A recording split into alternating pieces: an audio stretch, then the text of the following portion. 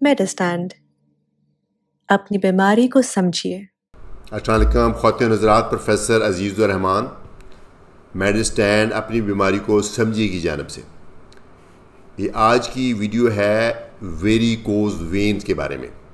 ये वेरिकोज़ वेन्स क्या होती हैं और क्यों हो जाती हैं, क्या इसका ट्रीटमेंट है, क्या इसकी पेचीदगियाँ हैं, इसके बारे में ये वीडियो है। शायद कभी आपने देखा हो किसी शख्स को जिसकी टांगों के ऊपर देखें तो बड़ी सी जो वेन्स हैं वो फूली हुई होती हैं और बड़ी टेढ़ी मेढ़ी हुई होती हैं। तो वेन्स जब फूल जाएं और टेढ़ी मेढ़ी हो जाएं तो उनको वेरिकोज़ वेन्स कहते हैं। लेकिन कुदरती तौर पर नॉर्मली हमारी वेन्स जो हैं वो ऐसा नहीं होता। वो नज़र ज़रूर आती हैं, जिल्द के नीचे नीली नीली वेन्स होती हैं जो जिनके थ्रू हमारा ब्लड है जो पाँव से वापस दिल की तरफ आता है उनको वेन्स बोलते हैं। तो नज़र तो ये ज़रूर आती हैं लेकिन ये फूली हुई नहीं होती और ये टेढ़ी मेढ़ी नहीं होती। ऐसा क्यों है? क्योंकि कुदरती एक निज़ाम है बहुत अच्छा, वो वेन्स के अंदर वेल्व्स लगे हुए हैं।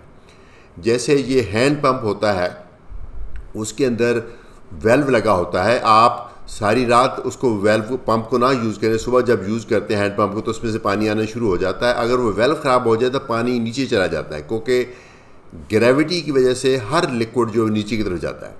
लेकिन हमारी टांगों के अंदर जो वेन्स के अंदर जो ब्लड है वो पाँव की तरफ नहीं जाता क्योंकि हमारी टांगों पे मल्टीपल लेवल्स के ऊपर वेल्व्स लगे होते हैं। ठीक है, वो वेल्व्स जो होते हैं वो ब्लड को वापस जाने से रोकते हैं। उनका मैकेनिज़्म ऐसा है कि जब आप मूव करते हैं, टांगें हिलाते हैं, मसल हमारे कॉन्ट्रैक्ट करते हैं, प्रेशर टांगों में बढ़ता है तो ब्लड जो है वो दिल की तरफ आता है, पाँव की तरफ नहीं जाता। लेकिन कुछ लोगों के ये वेल्व्स ख़राब हो जाते हैं, टाइम के साथ ये वेल्व्स ख़राब हो जाते हैं। क्यों ख़राब हो जाते हैं? इसकी सबसे बड़ी वजह तो मेरे ख्याल में एक वेट है। जिनका वज़न ज़्यादा है, ख़ास तौर पे ख़वातीन का अगर वज़न ज़्यादा है और ख़ास तौर पे उनकी अगर उम्र भी ज़्यादा है और ख़ास तौर पे अगर उनकी फैमिली में भी ये ट्रेंड है वेरिकोज़ वेन्स का, तो उनमें ये वेरिकोज़ वेन्स बन जाती हैं। जिन लोगों को पहले कभी ज़िंदगी में डीवीटी हुआ था, जिनकी अंदर वाली जो गहरी वाली वेन है, जिनके क्लॉट बन जाए, वो क्लॉट डिज़ोल्व ना हो तो उनके अंदर भी वेरिकोज़ वेन्स बन सकती हैं। तो ये है इसकी वजूहात। इसकी प्रिवेंशन क्या है? प्रिवेंशन ये है कि अपने वज़न को कंट्रोल करें। अगर आपका वज़न ज़्यादा है तो उसको कम करें, अगर आपका वज़न नॉर्मल है तो उसको बढ़ने से रोकें और रेगुलर एक्सरसाइज करें। उसकी वजह से आपकी ये वेन्स हेल्दी रहती हैं। बहुत लंबे घंटों के लिए बैठना या खड़े होना अवॉइड करें अगर पॉसिबल है। अगर आपकी जॉब ऐसी है जिसमें आपको खड़े होना पड़ता है फिर तो मजबूरी है, लेकिन अगर आपके पास चॉइस है तो बहुत ज़्यादा देर के लिए खड़े होना या बैठना सही नहीं है। हाँ, अलबत्ता चलते फिरते रहने से ये वेन्स नहीं बनती, लेकिन आप खड़े रहें स्टिल तो उससे वेरिकोज़ वेन्स बन जाती हैं।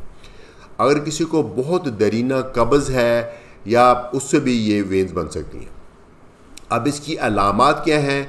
एक तो ये देखने को बहुत बुरी लगती हैं। जिसकी होती हैं वो देखता है कि परेशान होता है कि मेरी टांगें अच्छी नहीं देखने को लग रही। उसके अलावा पाँव भारी महसूस होते हैं, पाँव के ऊपर स्वेलिंग हो जाती है। अच्छा, ये बाय द वे वेरिकोज़ वेन्स एक तरफ भी हो सकती हैं, दोनों तरफ भी हो सकती हैं। तो डिपेंड करता है, अगर आपको एक तरफ है तो एक पाँव भारी महसूस होगा, अगर दोनों तरफ है तो दोनों भारी महसूस होंगे और पाँव पे स्वेलिंग भी आ जाती है, ख़ारिश सी होती है और बड़ी बेचैनी सी होती है। ख़ास तौर पे जब आप लेटते हैं तो रात को जब लेटते हैं तो स्वेलिंग तो उतर जाती है लेकिन टांगों में एक बड़ी अजीब सी बेचैनी सी अचवई सी होती है जो कि काफ़ी तंग करती है। कभी कभार इसके अंदर क्लॉट भी बन सकता है और कभी कभार इसकी स्वेलिंग हो जाती है, रेडनेस ही आ जाती है टांग के ऊपर, वो दुखना शुरू भी हो जाती है। लेकिन एक इसकी कॉम्प्लिकेशन है जिसको बोलते हैं वेरिकोज़ अल्सर। वो आपके गिट्टे के ऊपर कई दफ़ा ज़ख़म बन जाता है जो कि अद्वियात के इस्तेमाल के बावजूद ठीक नहीं हो रहा था। उसकी वजह भी वेरिकोज़ वेन्स होती हैं।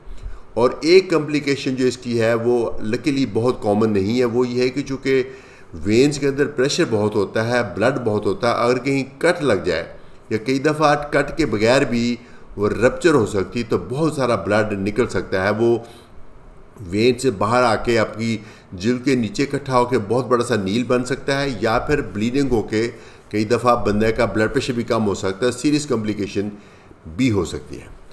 अब आ जाए इसकी ट्रीटमेंट के ऊपर। जो ट्रीटमेंट है, पहले तो दो चीज़ें हैं जो आप कर सकते हैं जिनको हम बोलते हैं लाइफस्टाइल चेंजेस।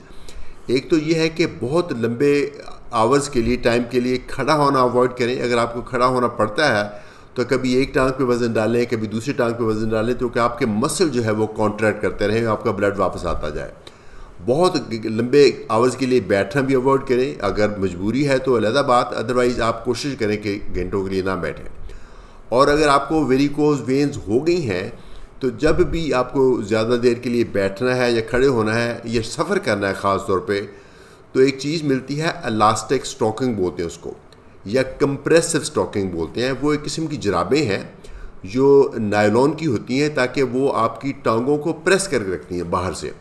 नॉर्मल जो स्टॉकिंग्स हैं, जो हमारी सॉक्स हैं, वो तो प्रेशर नहीं इतना डालती और वैसे भी इतनी ऊपर तक नहीं आती। ये स्पेशल स्टॉकिंग्स हैं, सॉक्स हैं जो कि आपके नी जॉइंट के भी ऊपर तक आती हैं। वो आमतौर पे पेयर मिलता है। अगर आपका एक तरफ प्रॉब्लम है तो आप एक ही जुराब इस्तेमाल करें और फिर दूसरी बाद में कर लें इस्तेमाल।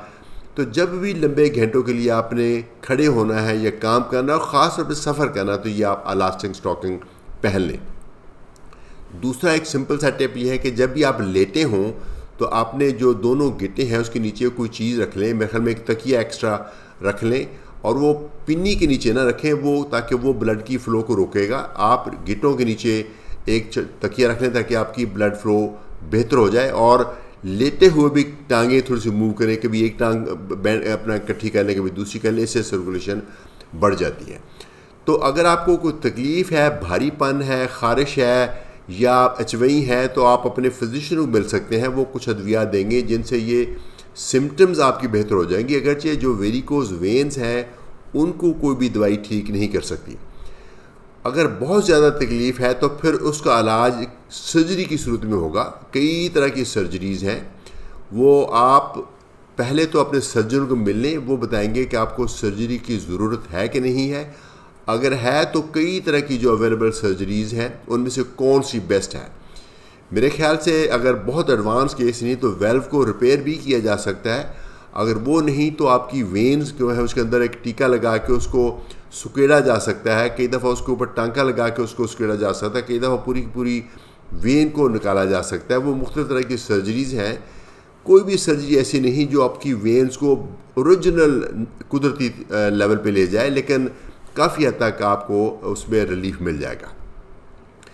तो ये है एक कॉमन सी कंडीशन वेरिकोज वेन्स, जो कि वज़न की ज़्यादती से होती है, जिसकी प्रिवेंशन मुमकिन है। हो जाए तो उसका इलाज मुमकिन है, ख़ास तौर पे सर्जरी मुमकिन है। लेकिन ये ख़ासी एनोइंग किस्म की बीमारी है जिसकी लकीली बहुत सीरियस कॉम्प्लिकेशन नहीं है। मुझे उम्मीद है कि ये वीडियो आपको यूज़फुल लगी होगी। अगर आपको यूज़फुल लगी है, पसंद आई है, तो प्लीज़ शेयर कीजिए ताकि और भी लोगों को ये इन्फॉर्मेशन पहुंच सके।